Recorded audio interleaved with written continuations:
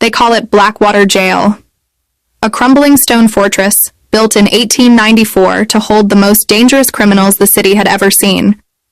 It was a place where walls were thick, cells were cold, and justice was brutal. For nearly a century, it kept its prisoners locked away from the world. But in 1987, it shut its gates forever.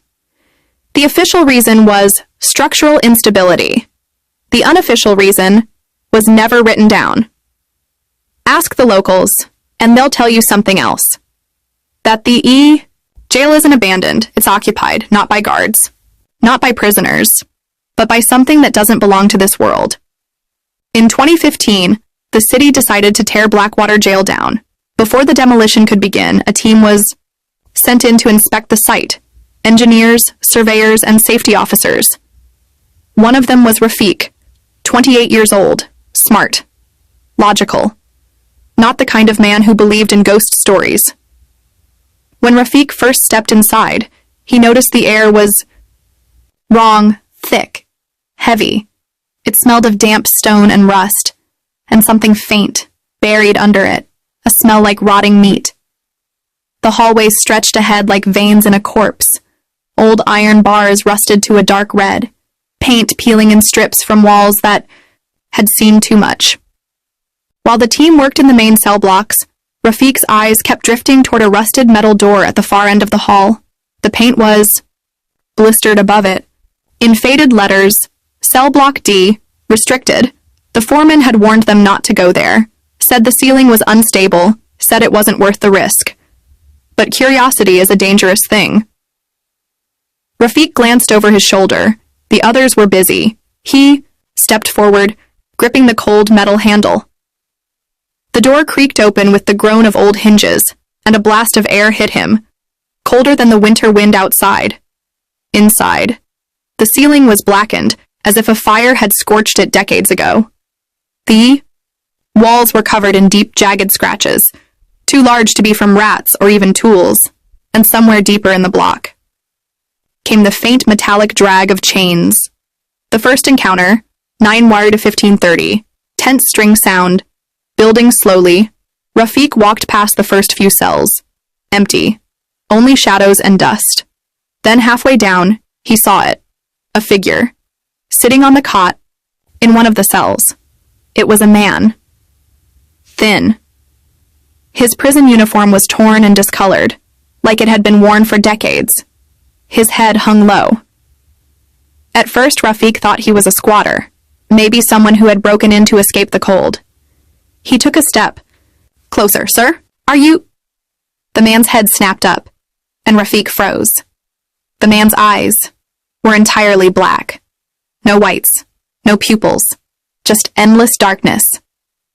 Then, the mouth began to open, wider and wider, until the jaw looked like it might tear away from the face entirely. From deep inside came a sound, not a scream, not a growl, but something in between. A guttural, echoing wail that rattled the bars. The lights overhead flickered violently, and in the cells around him, other faces began to appear, pale, hollow-eyed, watching him. Some whispered his name, others simply grinned with rotting teeth. Rafiq turned and ran, but the hallway was no longer the same. It stretched endlessly ahead, as if the building itself was shifting. The cell doors began to unlock, one after another. The prisoners stepped out slowly, dragging their chains. The sound grew louder, closer, and then everything went black. When Rafiq opened his eyes, he was lying in the jail's entrance hall. His clothes were covered in dust, and his watch had stopped at exactly 3:17 a.m. The rest of the crew ran to him. They said they'd been searching for him for 3 hours. But Rafiq swore. He had only been gone for minutes. Blackwater Jail still stood silent behind him. But from somewhere deep inside came the faint echo of chains. Rafiq didn't tell anyone what happened inside Cell Block D. He wanted to. He almost did. But the words caught in his throat every time he tried. All he told the others was that he'd gotten lost, that he'd blacked out from the cold. But in his mind, he could still see them, The hollow eyes, the rotting smiles, the black, endless stare of that man on the cot, and the sound, that impossible wail. The haunting begins. That night, Rafiq returned home exhausted. But when he closed his eyes, he wasn't in his bed. He was back in the hallway of cell block D. The cell doors were open. The prisoners stood in silence, staring at him. He woke gasping for air. For the next 3 nights, he dreamed of the same thing. The hall. The prisoners. And always, the man with the black eyes. It didn't stop when he was awake. While he worked, Rafiq began hearing faint sounds, the dragging of metal across concrete, coming from behind him when no one was there. He'd feel cold. Spots in his apartment as if someone were standing just over his shoulder. Twice he caught movement in the corner of his eye. And once, in the reflection of his bathroom mirror, a shape standing behind him. But when he turned, nothing. He couldn't ignore it anymore. Needed to know what had happened in cell block D. The next day, Rafiq visited the city archives, dusty shelves lined with yellowing files. At first, the clerk was reluctant to hand over the jail's records. Too much of it's missing, she said. Files just vanish over the years. But buried at the bottom of a box marked restricted was a thin folder. Inside was a name, Haroun Malik, a convicted murderer, sentenced to life in 1975. The record claimed he disappeared from his cell in 1979. No body, no escape, just gone. The strange part? In the file's photograph, Haroun's eyes were dark. Not black like in the cell, but dark enough to make Rafiq's stomach turn. Rafiq searched through the old newspaper archives. What he found chilled him. In the years after Haroun's disappearance, 7 more prisoners in cell block D died mysteriously. Some were found hanging in their cells, others had broken necks as if they'd fallen, but there were no heights to fall from. 3 guards also vanished, their belongings left behind. One article mentioned a guard who swore Haroun's cell wasn't empty after his disappearance. He claimed to see someone sitting on the cot at night, someone who wasn't on the roster. That night, Rafiq's friend Asif came over. Rafiq told him everything. The hallway, the prisoners, the black-eyed man. At first, Asif laughed, but when Rafiq showed him Haroun's file, the laughter stopped. "Let's go back," Asif said. "See if we can catch something on camera." And so, just after midnight, they returned to Blackwater, jail flashlights in hand, camera rolling. The halls were even colder than before. Every sound seemed amplified, each step echoing in the dark. When they reached cell block D, Rafiq noticed something new. The name Haroun Malik was scratched into the wall near the entrance. The letters were fresh, edges sharp, as if carved only hours ago. Walked deeper in, Rafiq felt it before he heard it. The change in the air, the same oppressive weight as before. "Asif," he whispered. No answer. He turned, and Asif was gone. The beam of Rafiq's flashlight cut through the dust-filled air, but there was no one there. Then, from far down the hall, a voice. Rafiq. It was Asif's voice. But it was wrong. Drawn out. Cold. And then the sound of chains, growing louder, closer. The cold in cell block D was deeper now. Not just the kind that crawls under your skin, but the kind that feels like it's inside your bones. Rafiq's breath came out in pale clouds as he stood frozen in the corridor, eyes locked on the figure, at the far end. It was the same man from before, the one with black, endless eyes. But now, he wasn't behind bars. He was standing in the open hallway, his body swaying slightly, head tilted like he was studying prey. Behind him, the other cell, doors began to rattle, and one by one, open.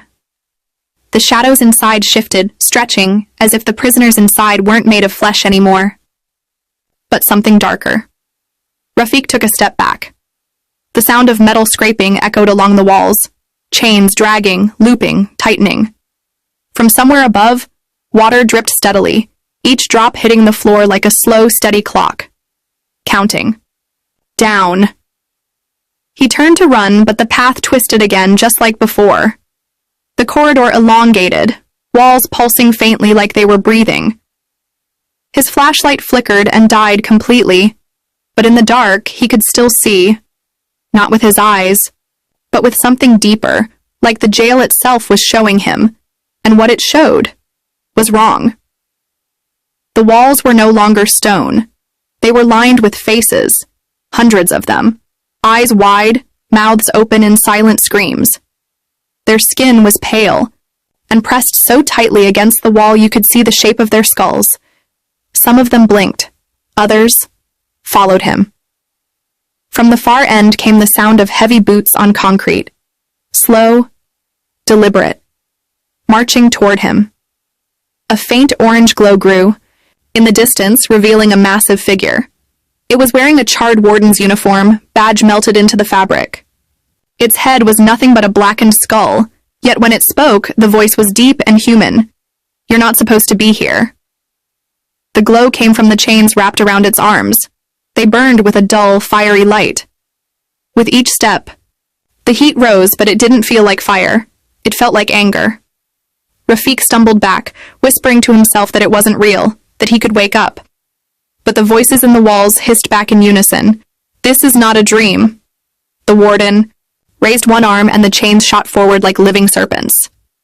They wrapped around Rafik's wrists and chest, tightening, pulling him toward the skeletal figure. His heart pounded so hard he thought it might burst, but before the chains could drag him all the way, a sudden crash echoed through the block. The door at the far end had burst open, the same rusted metal door he had entered earlier, and in the opening stood Malik, one of the demolition crew. Malik's flashlight beam cut through the dark, and the figures in the hallway froze. The warden hissed, recoiling slightly. The moment the beam hit the chains, they sizzled and loosened just enough for Rafik to break free. "Run!" Malik shouted. They sprinted down the corridor, the jail shaking violently around them. The sound of dozens of footsteps followed. Prisoners, guards, things that had never been human at all. As they reached the exit, Rafik glanced back just once. Every single figure had stopped at the threshold of the cell block, watching. The warden stood at the center, holding something in its skeletal hand, a battered pocket watch.